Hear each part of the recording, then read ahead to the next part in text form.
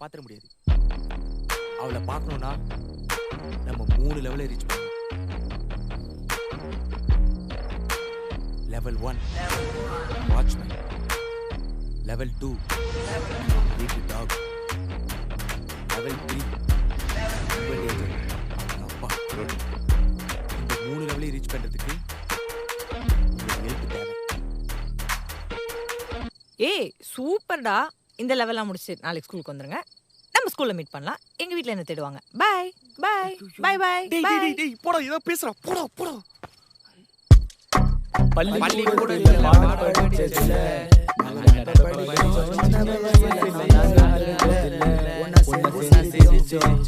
சரி வரேன், வந்து தொலைறேன். S S.